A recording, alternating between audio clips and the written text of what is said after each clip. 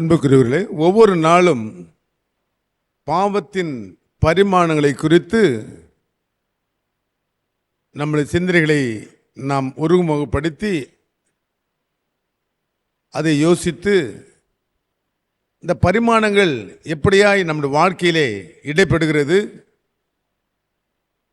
அதை நாம் எப்படி உள்வாங்கிக் கொள்ளுகிறோம், வாழ்க்கையில் நாம் எப்படி அதை சந்திக்கிறோம் என்கின்ற அநேக பரிமாணங்களை குறித்து நாம் சிந்தித்து வருகிறோம்.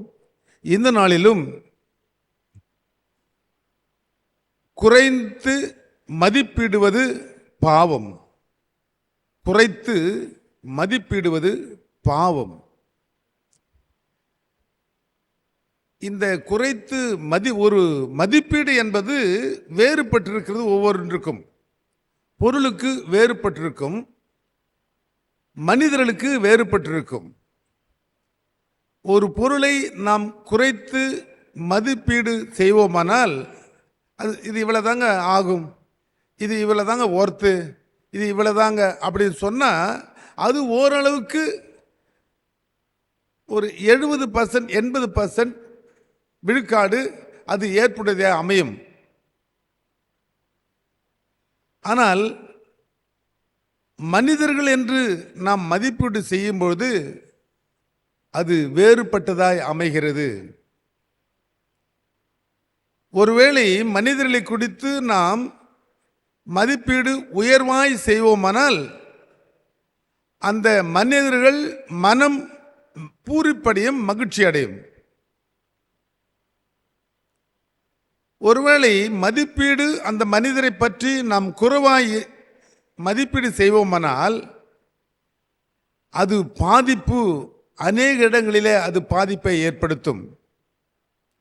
உயர்வாய் மதிப்பீடு செய்யும் பொழுது அந்த மதிப்பீடு செய்பவருக்கும் அந்த மதிப்பீட்டாளருக்கும் உள்ள ஒரு நெருக்கம், அன்பு மேலும் வளரும்.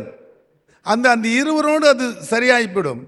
ஆனால் குறைத்து மதிப்பீடு செய்யும் பொழுது ஒருவரை அல்லது ஒரு இனத்தை அல்லது ஒரு சமுதாயத்தை குறைத்து மதிப்பீடு செய்யும் பொழுது அது பாதிப்பு ஏற்படுத்துகின்ற நிலைகள் அநேக நிலைகளாய் அது மாறுகிறது.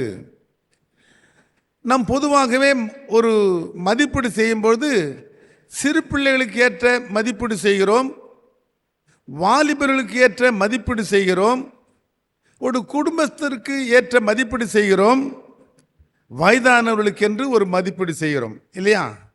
அது நம்முடைய வாழ்க்கையிலே நாம் அநேக முறை கடந்து வந்திருக்கிறோம். ஒரு சிறு பிள்ளை பார்க்கிறோம், ஐயா சின்ன பிள்ளைங்க, அவனுக்கு என்னங்க தெரியும், அவனுக்குள்ளே இருக்கின்ற ஒரு உன்னதமான செயல் நமக்கு தெரியாது. ஆனால் அதை பார்த்த உடனே, ஒரு சிறு பிள்ளையை பார்த்த உடனே அவன் செயல்பாட்டிலே நாம் சில தவறுகளையோ மற்ற எதையோ ஒரு மேன்மையான காரியங்களையோ கண்டாலும் கூட அதை நான் மிகைப்படுத்துவது இல்லை. சிறு பிள்ளைங்க அது ஏதோ செய்யுது. வாலிப பிள்ளைகளை பார்க்கும்போதே நம்ம மதிப்பீடு அநேக வேளைகளிலே எந்த வாலிப மகனை பார்த்தாலும் நம் மதிப்பீடு அவர்களை பற்றி குறைவானதாகவே இருக்கிறது என்பது உண்மை. மாறுபட்டான கருத்து அதில் இல்லை. அது அப்படிதாங்க இருக்கும். வாலிப பிராயம், அவன் அப்படிதாங்க செய்வான். அவன் வாலிப கோளாறு இதை செய்யும்படி தூண்டியது என்று சொல்லி அநேக காரியங்களை வாலிபர்களை குறித்தும் நாம் எண்ணுவது, மதிப்பிடுவது எப்பொழுதுமே ஒரு 70-80 விழுக்காடு ஒரு அந்த மதிப்பீடு செய்வது குறைவானதாகவே இருக்கும். ஆனால் அவர்களுக்குள்ளே இருக்கின்ற தன்மைகள், அவனுக்குள்ளே இருக்கின்ற ஒரு மேன்மையான எண்ணங்கள், செயல்பாடுகள் நாம் சிந்தித்து பார்ப்பது இல்லை. அதே போலதான் குடும்பஸ்தர்களையும், ஒரு குடும்பத்தில் வாழ்கின்ற மகனையும் கூட அப்படியாய்த்தான் நாம் மதிப்பீடு செய்கிறோம். வயதானவர்களையும் கூட அப்படிதான் நாம் மதிப்பீடு செய்கிறோம். உங்களால் முடியாதுங்க, உட்காருங்க ஒரு மூலையில். அவர் வாலிப பிராயத்திலே அவர் சம்பாதிக்கும் போது, குடும்பம் நடத்தும் பொழுதோ அவரிடத்தில் ஏற்பட்ட மேன்மையான காரியங்களை நாம் நாட்களில் நினைத்து பார்ப்பது இல்லை. அவரிடத்தில், ஒரு முதியவரிடத்தில் நாம் பெற்றுக்கொண்ட நன்மையான காரியங்கள், நல்ல ஆலோசனைகள் நாம் அந்த நேரத்தில் நினைத்து பார்ப்பது இல்லை. மாறாக அவரை முதியவர்களை குறித்த மதிப்பீடு குறைந்ததாகவே நாம் எப்பொழுதும் நம்முடைய வாழ்க்கையில் சந்தித்து வருகிறோம். உங்களுக்கு ஒன்றும் தெரியாதுங்க. நீங்கள் வயதான காலத்தில் நீங்கள் எங்கெல்லாம் போக வேணாங்க. நீங்கள் உங்களுக்கு வலிமை இல்லைங்க, தடுக்கி விழுந்துருவீங்க, உங்களை அங்கே வந்து தூக்கின்னு வருது யாருங்க. இப்படி அநேக காரியங்களை அவள் மதிப்பீட்டை குறைத்து குறைத்து குறைத்தே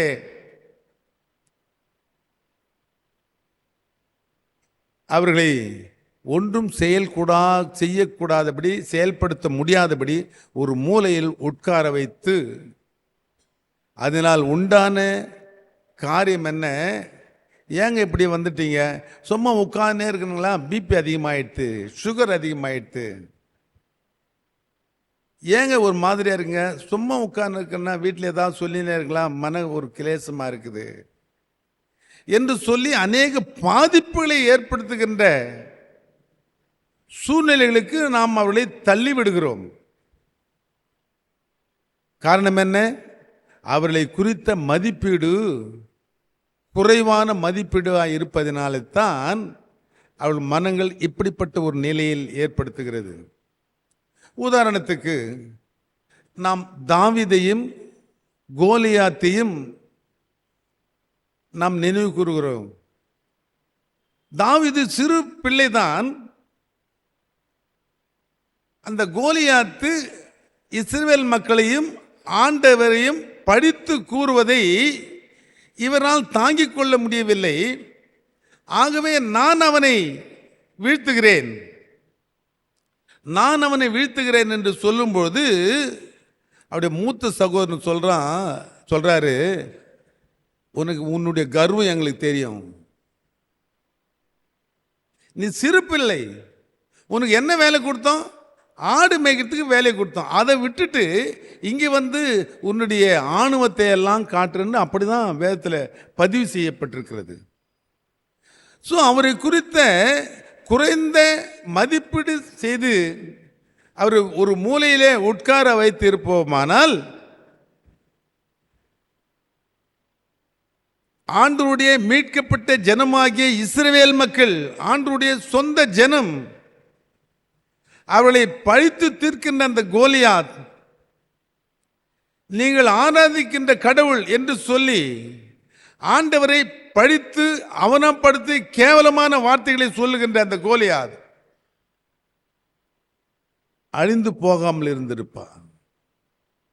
ஒருவேளை தாவீதை குறைந்த மதிப்பீட்டு செய்து ஓரமாய் உட்கார வைத்திருந்தால் இஸ்ரவேல் மக்களையும் ஆண்டவரையும் தூஷிக்கின்ற அந்த கொடியவன் அழியாமல் இருந்திருப்பான்.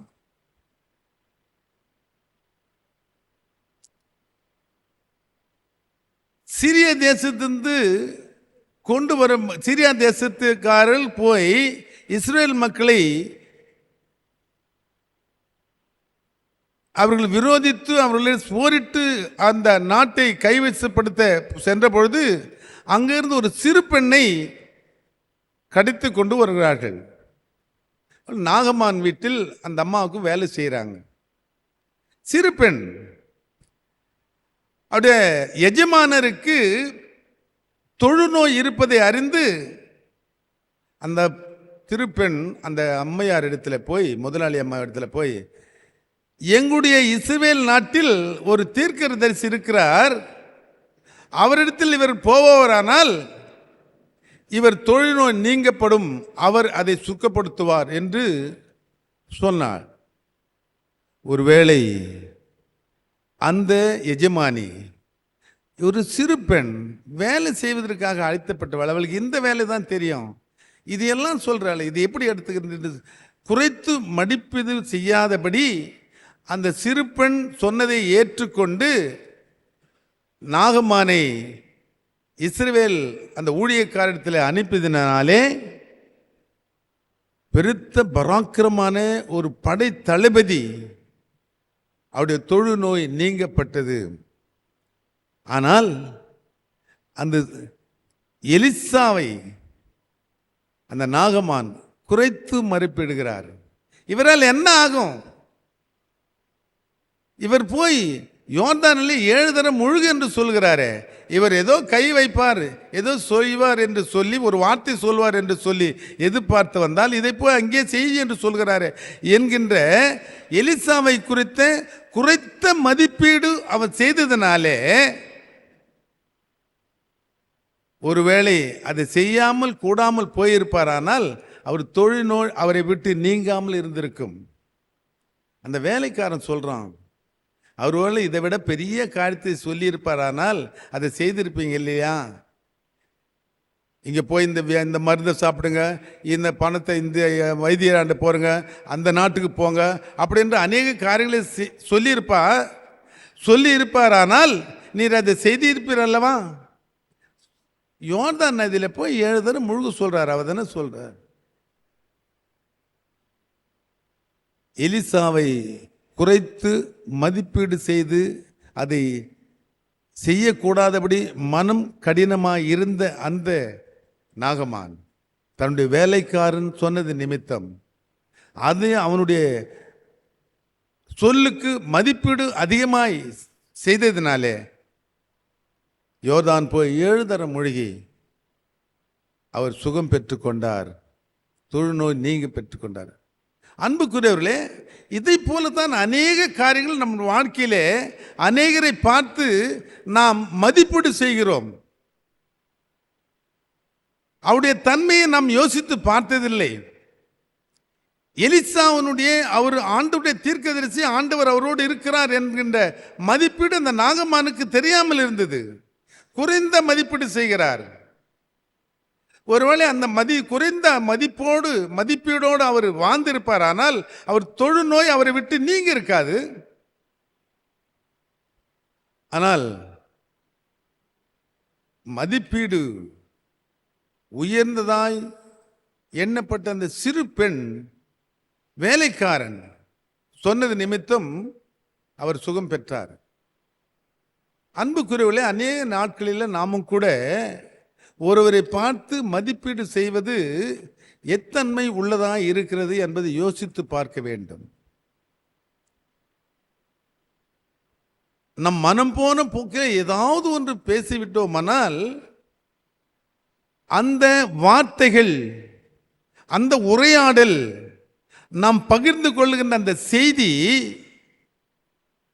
என்ன விதமாய் அது பாதிப்பு ஏற்படுத்தும் என்பதை சிந்தித்து பார்ப்பது நாம் இல்லை, சிந்தித்து பார்ப்பது இல்லை. ஒருவர் இருக்கிறார், ஒரு தம்பி ஏதாவது ஒரு செய்கிறார்கள், அவளை பார்த்து மிகவும் அருமையாய் செய்தாய் என்று சொன்னால் சொல் என்னமோ ஒரு சிறிய சொல்தான். நாம் அவனை பாராட்டுகின்ற பாராட்டு, அந்த மதிப்பீடு ஒருவேளை ஒரு நிமிட மதிப்பீடாய் கூட இருக்கலாம். ஆனால் அந்த மகனுடைய வாழ்க்கையில அந்த மதிப்பீடு, நாம் செய்கின்ற அந்த மதிப்பீடு, அந்த மகனை நாம் பாராட்டுகின்ற அந்த பாராட்டுதல் அவனுடைய வாழ்க்கையிலே மேலும் மேலும் மேலும் மேலும் அநேக காரியங்களை செய்வதற்கு அது ஏற்படுவதாய் உந்துதலாய் அமையும். அதுதான் நான் முதலாவது தெரிந்து கொண்ட ஒரு குறிப்பு. மதிப்பீட்டினால் ஒரு தனி மனிதனுடைய வாழ்க்கை எப்படியாய் முன்னேறுகிறது, உயர்ந்த மதிப்பீட்டினால் ஒரு மனிதனுடைய வாழ்வு எந்த அளவுக்கு அவனை உயர்த்துகிறது என்று நாம் சிந்தித்து பார்க்க வேண்டும். குறைந்த மதிப்பீடு செய்வோமானால் பாதிப்பு அந்த மனிதனுக்கு மட்டுமல்ல, குறைத்து மதிப்பிடுகின்ற நமக்கும் அந்த பாதிப்பை ஏற்படுத்தும். தெரியுமா? யோசித்து பாருங்கள். இன்னார் இப்படிப்பட்டவர், அவர் இப்படி ஒரு தாழ்வான காரியங்களை செய்கிறவர், அவர் அக்கிரமக்காரர், அநியாயக்காரர், அவர் செய்வதெல்லாம் விரோதமான காரியங்கள் என்று நாம் சொல்லுவோமானால் அது அவரை மிகவும் பாதிப்பு உள்ளாக்கிறது. எப்பொழுது அவர் நற்காரியங்கள் செய்ய அநேகர் பார்க்கும்பொழுது, இப்படிப்பட்ட மனிதனை இந்த மனிதர் இப்படியாய் சொல்லுகிறாரே, அவரை குறைத்து மதிப்பீடு பேசினாரே என்று சொல்லி 2 பேருக்கு அந்த பாதிப்பை ஏற்படுத்துகிறது. அவருடைய மனம் புண்படுகிறது. நம்மை பற்றி இப்படியாய் ஒரு குறைந்த மதிப்பீடு அந்த மனிதன் பேசிவிட்டாரே என்று சொல்லி அந்த மகன் மிகவும் வேதனைப்படுகிறான், அந்த மகள் மிகவும் வேதனைப்படுகிறாள். அதே நேரத்தில் அவர் இன்னொரு இடத்தில் சொல்லும்போது, எந்த மதிப்பீட்டாளர் அவரை குறைவாய் மதிப்பீட்டு செய்தாரோ அவருடைய தன்மை மாண்பை குறைத்துக் கொள்கிறது. உதாரணத்துக்கு நான் ஒருத்தரை பார்த்து, ஒருத்தர் இவரா, ஐயோ அவர் ரொம்ப மோசமானவர் அப்படின்னு சொன்னேன்னு வச்சுங்க, அதை இன்னொருத்தர் அவர் கையில் போய், என்ன உங்களை பற்றி இது மாதிரி அவர் சொல்கிறாரு, ரொம்ப மோசமானவர் என்று உங்களை குறைத்த மதிப்பீடு செய்கிறாரு அப்படி. அப்படியா? அவருடைய போக்கு அப்படி தான். என்ன மட்டும் இல்லைங்க, அவர் எல்லாரையும் அப்படி தான் சொல்லுவாருங்க. எப்படி பாதிப்பு ஏற்படுகிறது பாருங்கள். அந்த மனிதன் மத வேதனைப்படுகிறான். ஏன் நம்மளை இந்த மனிதன் இப்படியா சொல்ல வேண்டும்? நம்மை பற்றி நன்றாக தெரியுமே அவருக்கு. ஏன் அவர் நம்மை பற்றி இப்படி தாழ்வாய் தரங்குறைவாய் பேச வேண்டும் என்று அந்த மனிதன் மனம் புண்படுகிறார். சொன்னவரே அவரை குறித்து பேசும்போது, ஏன் அவர் இப்படி ஏன் செய்யணும்? அவர் வயசுக்கு அது தெரியா? அவர் தன்மைக்கு, அவர் பொசிஷனுக்கு, அவருடைய வாழ்வுக்கு, அவருடைய நிலைக்கு, அவருடைய வயசுக்கு இது தகுதியா என்று சொல்லி நம்முடைய மாண்பையும் குறைத்து கொள்கிறோம். ஒருவரை குறைத்து மதிப்பீட்டினால் ஏற்படுகின்ற பாதிப்பு 2 பக்கமும் இருக்கிறதே. இங்கே வாசி கேட்ட அந்த பகுதியிலே ஆயை போய் வேள்வு பார்க்கும்படி ஆட்களை அனுப்புகிறார்கள். சொல்றான், எல்லாரும் போகணும்னு அவசியம் இல்லை, இத்தனை பேரும் போய் அங்கே நம்ம என்ன செய்ய போகிறோம்? அங்கே எல்லாம் ரொம்ப சொற்ப ஜனங்க, கொஞ்சம் 2000 பேரை அனுப்புங்க போகிறோம், ஒரு 3000 பேரை அனுப்புங்க போகிறோம், அவ்வளோதான் அந்த சொற்ப ஜனங்கள். இதை கேட்டு யோசுவா கொஞ்சம் பேர் தான் அனுப்பிச்சாரு.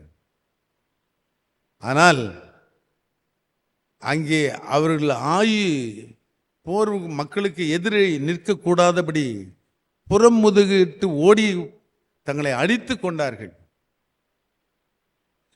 குறைத்த மதிப்பீட்டினால் ஒரு பெரிய சமுதாயமே சீர்கெட்டு போனது, அழிவுக்குள்ளானது என்று சொல்லி நான் 2வது பகுதியிலே நான் குறிப்பிட்டிருக்கிறேன். அதான் எழுதி வச்சிருக்கேன். ஒரு சமுதாயம் குறைந்த மதிப்பீட்டினால் ஒரு பெரிய சமுதாயமே, பெரிய திரளே அழிந்து போனது.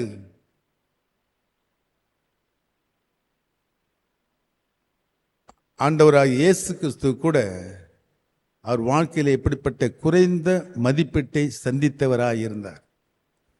மத்தேயு எழுதின சுவிசேஷம் 13ஆம் அதிகாரத்தில் பார்ப்போமானால்,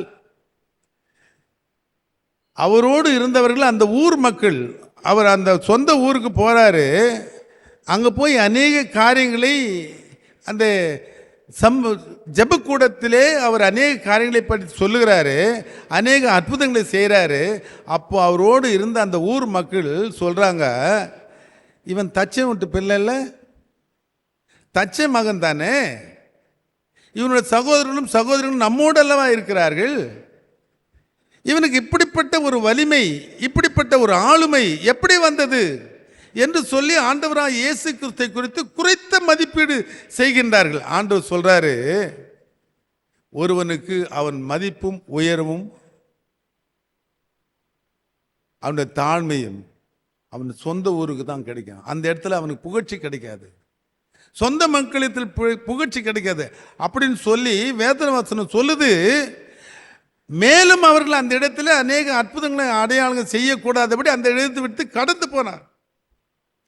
அந்த ஊர் மக்களுடைய குறைந்த மதிப்பீட்டினால் ஆண்டவர் அநேக அற்புதங்களை செய்கின்ற ஆண்டவர் அந்த இடத்துல அந்த அற்புதங்களை செய்யாது கூடாதபடி, நன்மையான காரியங்களை செய்யக்கூடாதபடி அந்த இடத்தை விட்டு கடந்து போய்விட்டார்.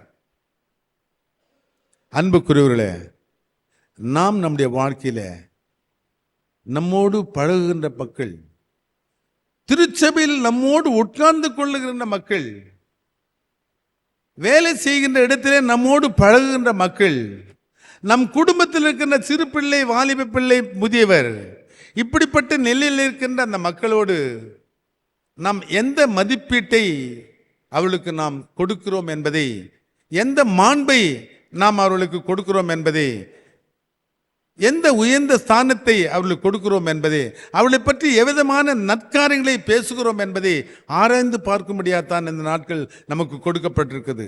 எத்தனை பேரை நாம் குறைந்த மதிப்பீடு செய்வதனாலே மனம் புண்பட வைத்திருக்கிறோம் என்பதை ஆராய்ந்து பார்க்க வேண்டும்.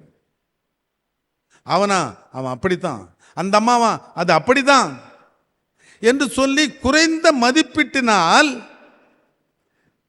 அவளை தாழ்மைக்குள்ளாக்குகிறோம், மனம் முறிவு அடைய செய்கிறோம், மனவேதனை அடைய செய்கிறோம். அதோடு மட்டுமல்லாது நம்மையும் சமுதாயத்திலே தாழ்த்தி கொள்கிறோம்.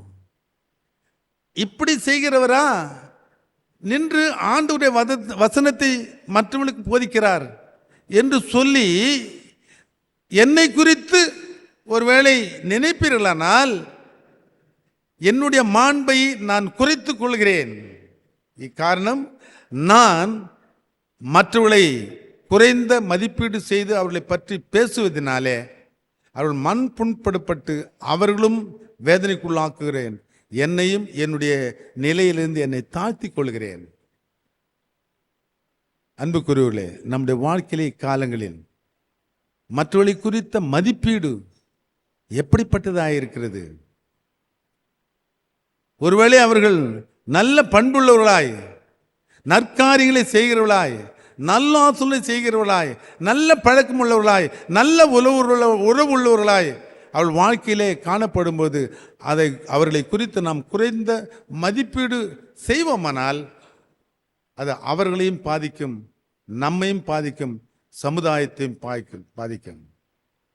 இந்த நாட்கள் நம்முடைய வாழ்க்கையிலே இப்படிப்பட்ட குறைந்த மதிப்பீடு இருக்குமேயானால் அதை நாம் அதிலிருந்து விலக்கிக் கொள்வது நல்லது.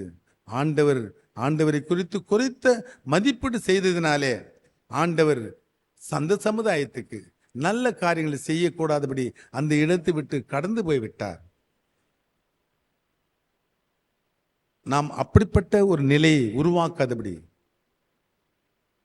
மற்றவர்களை பார்க்கும்பொழுது நல்ல மதிப்பு தன்மையோடு நாம் அவர்களை உயர்த்து செய்வோமானால் மேலும் மேலும் அவர்கள் உயரவும், நம்மை பற்றி அவர்கள் உயர்வாய் பேசவும், சமுதாயத்துக்கு உயர்வான காரியங்களை செய்யவும் அது ஏது உள்ள காரியமாய் அமையும் என்பதற்கு கடவுள் தாமே இந்த வசனங்களை நமக்கு ஆசீர்வதித்து தருவாராக. ஆமேன். சகோதரி விக்டோரியா அவர்கள் முன்னாள்